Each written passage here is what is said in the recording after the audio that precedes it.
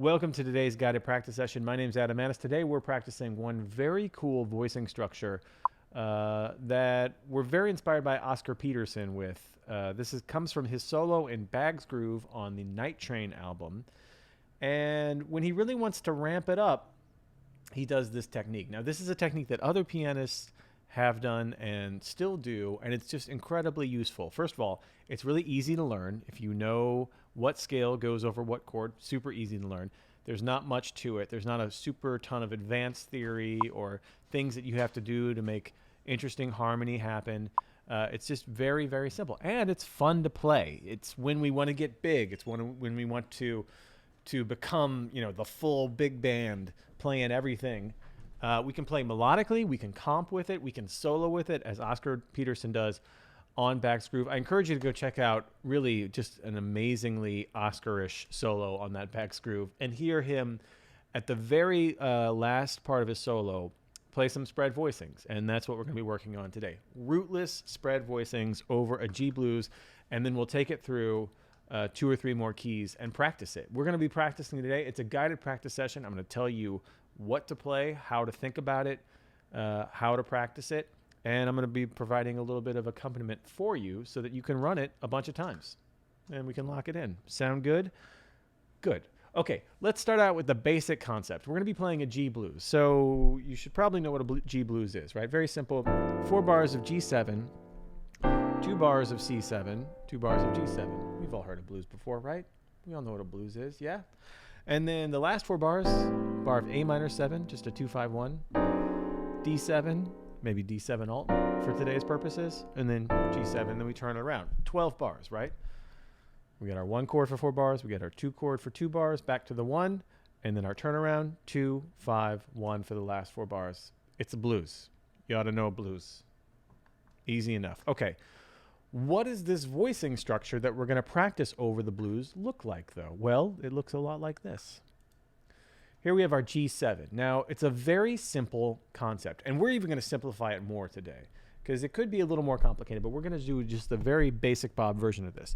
It starts out actually in the left hand. In the left hand, we have a 4-note voicing, a typical G7 or G13 voicing here. We have the 7th on the bottom. Right, we have our shell. We have F and B in there, right? And then we add 2 pretty notes, the 9th A and that 13th E. So we have this nice little cluster in the middle, which always sounds nice and chunky. We have some pretty notes, the 13, the 9, and then we have our shell, which defines the chord. So if we have our root with it, right? We've heard this sound before. Very, very common. Now, you could do 3-note voicings with these, but I think the 4-note voicings actually just fill it out more. It makes it chunkier. It makes what's about to happen in the right hand pop a little bit more. And what's happening in the right hand? Well, for this basic version, we have a simple formula that we follow. We can literally play any note of the G dominant scale, right? The dominant scale in G is just all the white keys starting on G. Right, with the major third and that flat 7, that F. Perfect for a G7. So we just take any notes of those scales, we play them in octaves, right? And then we add a 5th from the bottom up on all of those notes. That's it. That's the structure. You've heard this before.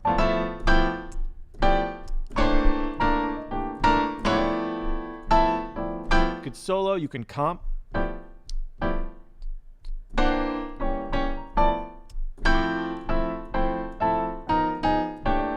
All of that is what we're going to be learning today. It's just super useful. It's very easy when you want a nice, big, crisp sound. I love to pull these voicings out in the middle of like a tenor saxophone solo or a trumpet solo, a louder instrument that's getting really ramped up. These are the perfect, when you really want to like put it in the top gear here, comping-wise, these are perfect for that. In your solo, if you're, you're building your stuff, about to come back down, these are perfect for that.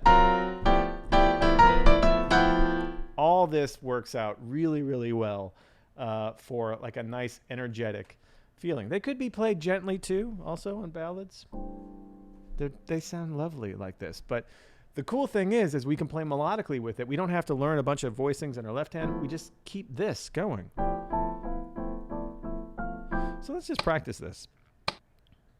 Let's do these eighth notes, right? A little loud here. That's better. Let's go up and down the G dominant scale, just like I have here.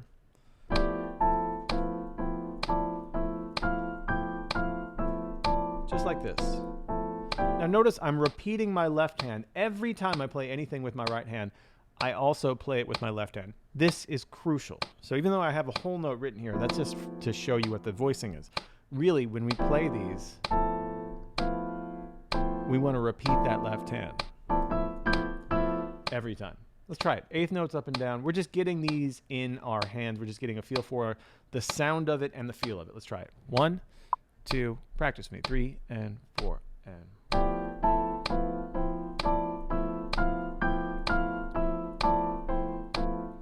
Again.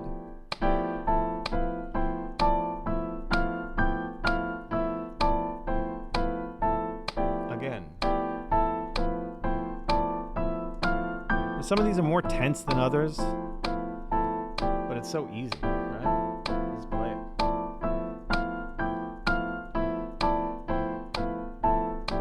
Simple enough, right? Very simple, as a matter of fact. So let's add our next chord. We'll add the 4 chord. And we do exactly the same thing. So here's our C7. We're going to use a voicing here on the left hand that's really close to that G7, right? We have our shell, E and B flat, and we add 2 pretty notes. We got the 13, the A in there, for, again, another cluster right in the middle. Really helpful for this style of comping or playing. And the 9th on top. So from the bottom up, we have E, A, B flat, D. Here's how it sounds with the root. Bellissima. And then in our right hand, same thing. We just go up the C dominant scale, right? C, D, E, F, G, A, B flat, C. And then we just put a 5th from the bottom. Just have a 5th in there. That's it. Let's just run this just to get it in our hands. Again, we don't want to really do this like a scale when we play it, but we're just going to get it the sound of each one and the feel of each one in our hands. Let's try it. 1, 2, 3, and 4, and...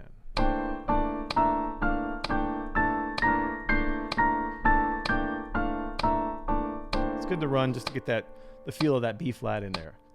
2, 3, and 4, and.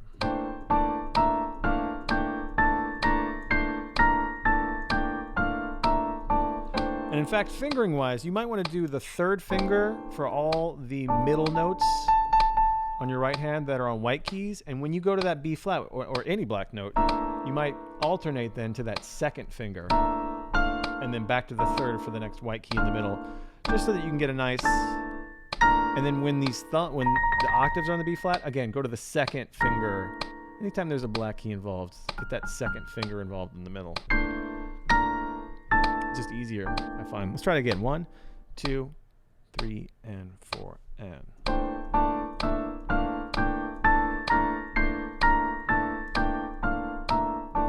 Again, we're repeating all the chords with our left hand as we strike with our right. 2, 3, and 4, and.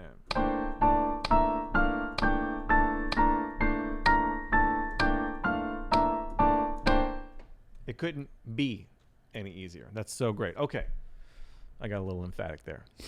Let's try our 2 chord, right? Because in a blues, there's only the 4 chords that we're going to use, right? There's G7, there's C7, we go back to G7, and then we do our 2-5. And our 2 of our 2-5 is A minor 7.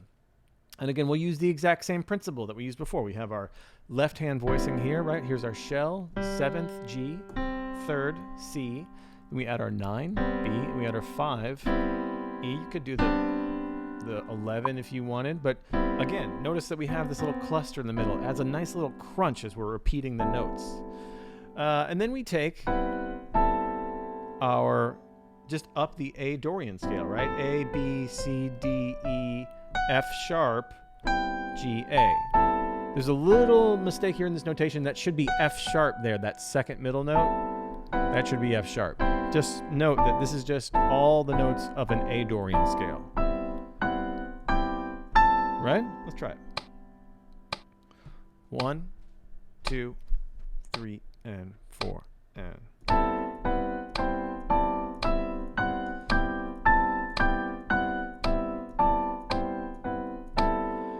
Now with that F sharp, you might play that first F sharp there on that second one, the B, F sharp, B. You might play that with your third finger. But when you get up to this octave F sharp, definitely hit that C with your second finger. I think you'll find it's a little bit easier. Let's try that again. 1, 2, 3, and 4, and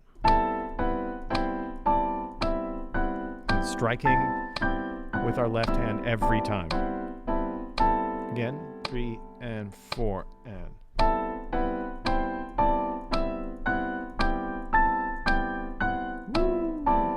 One more time.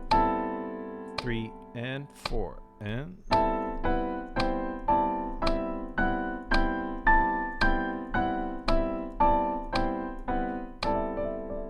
Beautiful. Okay, there's our 2. What about our 5? Now for our 5 chord, I wanted to get something tense, something intense. How about an altered sound? How about a D7 altered chord, right? So for this, and you could play this right hand up an octave here to start. I'm just giving you all the notes here. For our left hand, we have F sharp and C. That's our root, right? And we add some pretty notes. We have that B flat, which is the flat 13, and that F natural, which is the sharp 9. So we have this very typical D7 alt chord. Just beautiful. Nice and tense and gritty. And then in our right hand, we have the altered scale, right? D, E flat, F, G flat, A flat, B flat, C, D. And then we do the same thing that we did with all of our other scales. We just put them up in fifths.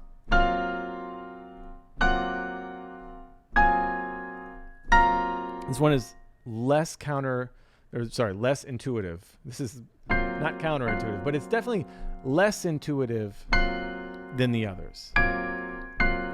Right? So there's that kind of thing. There's some tritones in there, which is nice. It's not that it's not nice. It's just that it's a little bit more difficult to kind of hear. So let's take some time and go slowly through. Actually, we might even want to do some quarter notes here. Let's do quarter notes. Let's really get this. This one might be the most challenging, both physically and mentally, to get our heads around. Let's do quarter notes here. 1, 2, 3, and 4, and. So pretty though. Back down. Again. 2, 3, and 4, and. Ooh, that's so nice.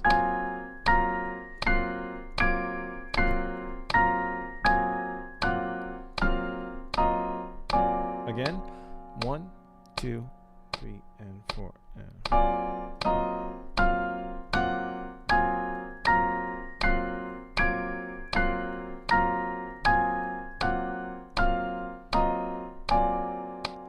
2, 3, and 4.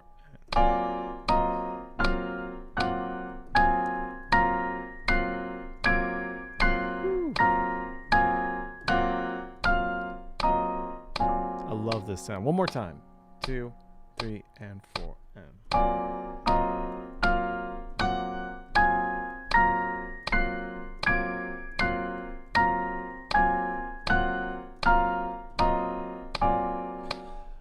So that's that. That's all we need to play our G blues. Isn't that great? And there's nothing super complicated about it. Again, if you know that a G mixolydian goes with a G7, if you know that a C mixolydian goes with a C7, if you know a Dorian on the A minor, if you know the altered for the D7, bam, you got it. So let's get it. Let's get to it. Here's what I want to do. I want to practice at first just comping. Let's not even worry about soloing or trying to create some Oscar Peterson-ish solo lines. Let's just worry about comping and getting some good voicings, some solid voicings on these. So you can start with the G blues. I'm going to set the click track to 2 and 4, beats 2 and 4. I'll play a little 2-feel bass line for you. We're just going to vamp on G, and I want you to comp through the blues.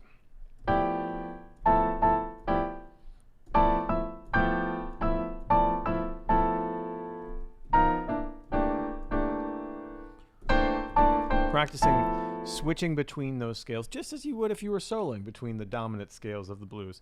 When you get to that A minor Dorian sound, right, with that F sharp, and then when you get to that D, great is that? This is going to be fun. Let's try it. Nice and slow. 1, 2, 1, 2, 3, and.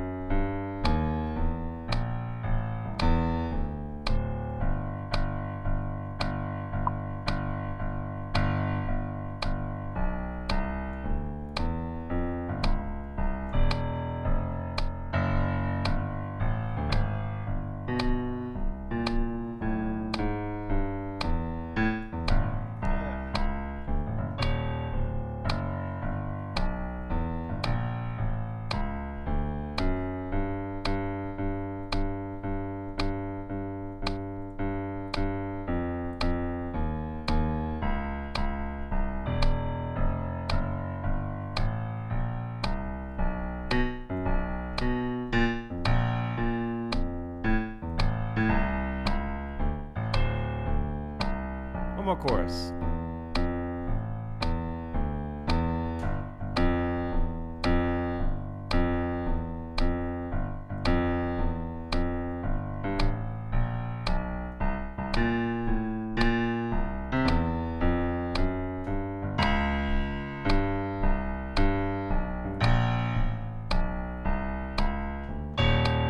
Here we go.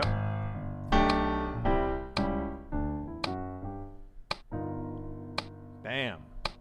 How much fun is that? It's super easy, right? It's like you put some octaves, you put some fifths in there, you got some solid left hand voicings, and bam, you're playing like Oscar Peterson. Well, you know, maybe not exactly, but we're getting close. We're getting a little bit closer anyway.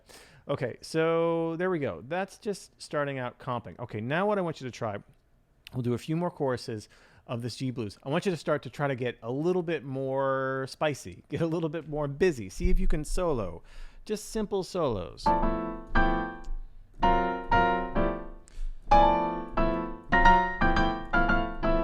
try to get too like beboppy with everything or too fast. Try to make super grooving, singable melodies out of these voicings. Let's see if we can do it. We'll do maybe about 4 choruses. We won't go super long here.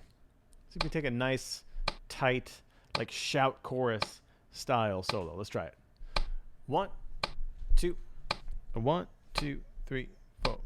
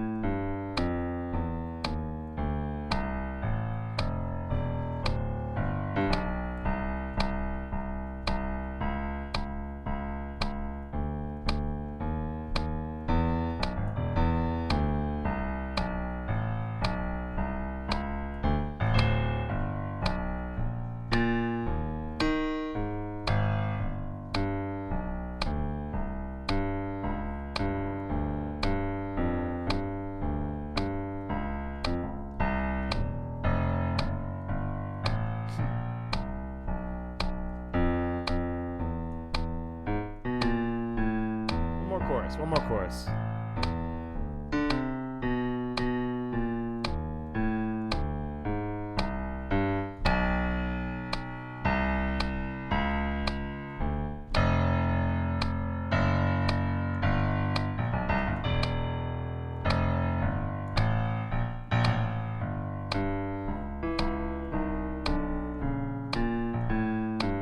Here we go.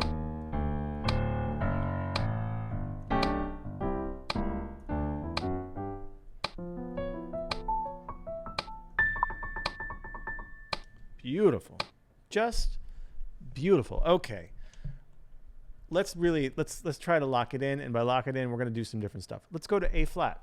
All we're going to do is take these exact same chords and scales and just transpose them up a half step. Can we do that? Can we take this A flat dominant, right? It's a little bit more difficult, a lot more black keys, right? Than our D flat dominant. Woo! Just take a minute, get these in your hands. Just go rubato with me. We're on D flat here. Let's go back to A flat. Just take a second, rubato, make sure you got all the shapes. B flat, right? B flat Dorian. Or E flat altered. Right, wait. Hold on a second. There it is. Woo! So tough. There it is. And then, man, that's tough.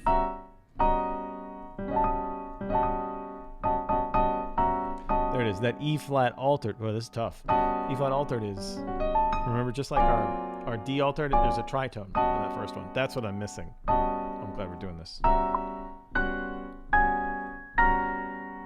Oh, yeah, okay. Let's try it. See if we can do it in A flat. See if we can just pick it out, make it happen. I'll do the bass. You just comp. Just get comfortable. Remember that we're trying to apply some principles that we've already locked in another key. So this is where real growth is going to happen. We're going to really push ourselves, see what we can do. Let's try it. 1, 2, 1, 2, 3, and.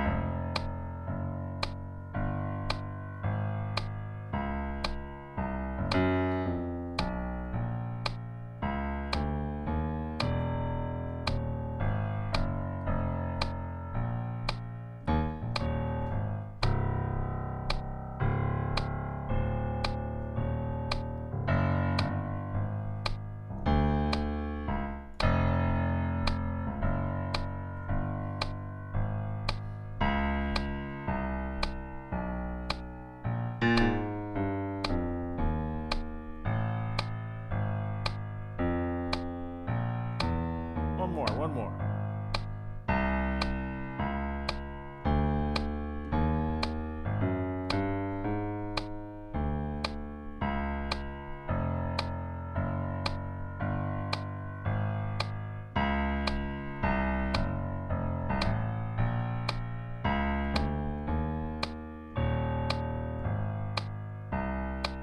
Let's take it to A, straight away. A, key of A.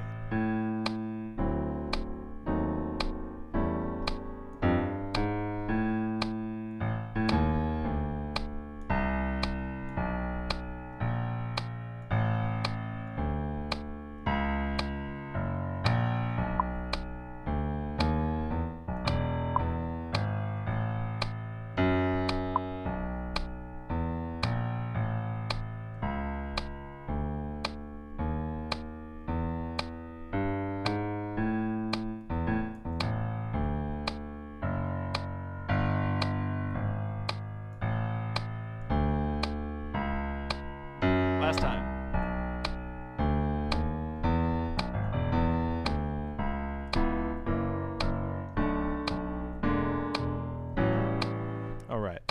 So I kind of wanted to trick you a little bit there. I just wanted to see if we can just transpose straight away right off of learning this. I think it's a really important thing to try to stray from exactly what we just learned, and should lock it in a little more. So with that said, let's take it up one more key for this guided practice session. And I'll just briefly explain those voicings. Again, we're doing these Oscar Peterson spread voicings. So we'll do B flat, right? A little bit easier key to play, probably more familiar, certainly, than A. So our left hand voicing that we start with our B flat 7, right? We want our shell, so we have 7th A flat, the 3rd D.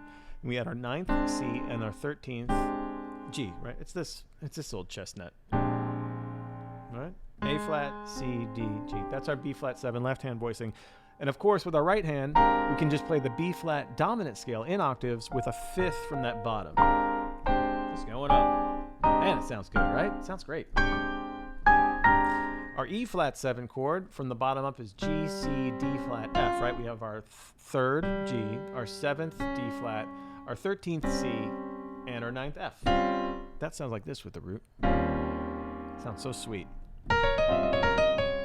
And again, in our right hand, octaves with our 5th up from the bottom, up that E flat dominant scale. E flat. Oh man, so nice. I love that. Okay, so then we would go back to B flat, right, in our blues. Now we do our 2, C minor, right? This is just the C Dorian. Our left hand voicing for the 2 is our 7th and 3rd, right? B flat and E flat, and we'll add our 9th D for that nice little cluster, and then our 5th G, right? And then we have our Dorian scale here in C, octaves with that 5th up from the bottom. Just take a minute, let's get it, make sure you have everything together. And then we have our F7 altered, right? So we have our 3rd and our 7th, A and E flat of F, right? And then we'll add our flat 13 and our sharp 9. This sound. Heard this a billion times. Right? A, D flat, E flat, A flat. This is our F7 altered. And then we'll use our F altered scale. Right. I really need some work on this, I'll be honest. I'm glad we're doing this today. Yes. Yes. Finally. It's the last 2. Okay, that's nice. All right, I think I got it. So we'll comp through this B flat blues. Just start very simply.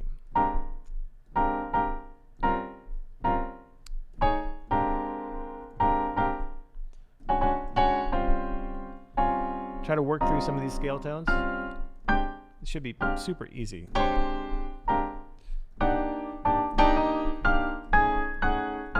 Woo! That's so nice. And again, I'm using these very standard left-hand voicings. The beauty about this is you can use whatever left-hand voicings you want. There's no like rule with this. Really, all you want is like a nice chunky 4-note, 3 or 4-note. I like 4-note left-hand voicings, and then these octaves with the 5th from the bottom. That's all you need. So let's try it. Let's do a few courses in B flat. I'll take up the tempo just a little bit so that we have just a little bit of variety. Maybe a little more. Let's do it. Let's tip it. You know what I mean? Here we go. 1, 2, 1, 2, 3, 4.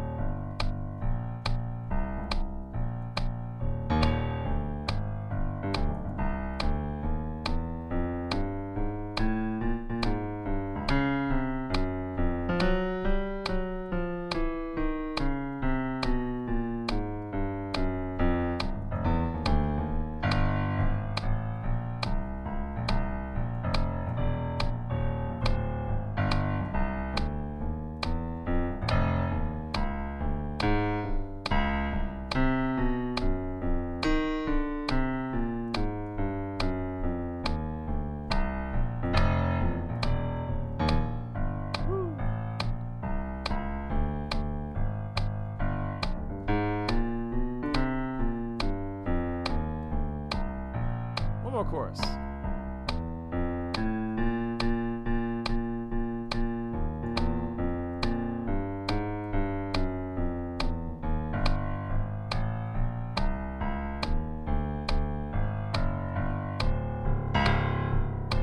Here we go.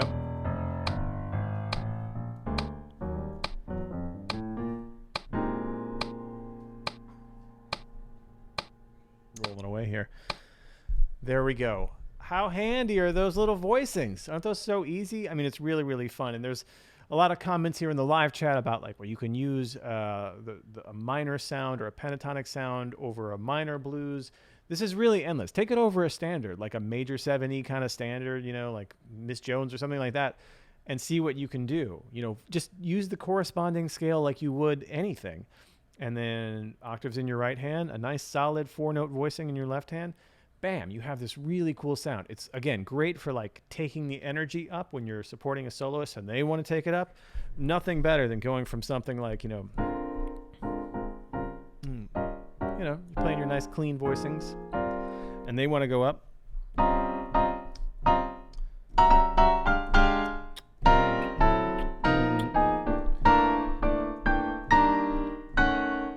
Again, just chunky voicings in the left and doing my thing in the right. It's really, really fun. And then you can use it in soloing too. When you want to take that, maybe you had a nice single line thing going, maybe some octaves, and then you want to take it up, kick it up a notch, use this little device here and get it going. And it works for any chords. I'm getting questions here about half diminished chords, whatever. It doesn't matter. Like, as long as you know what scale goes over the half diminished that you want to use, just do that. Use that octave scale and then put the fifth from the bottom up. Works great. All right, everybody. Thank you so much for your practice today. I'll be back here on Tuesday. Go to openstudiojazz.com if you want to check out all of our courses, and especially the Piano Access Pass, where we do this guided practice session every day. We do a nice Zoom call where we do a Q&A. You can just follow the link and we'll get you right there. Thanks for your practice. Great to see all of you. Until next time, happy practicing. Peace, everybody. Thank you, YouTube. Great to see you guys. Yeah.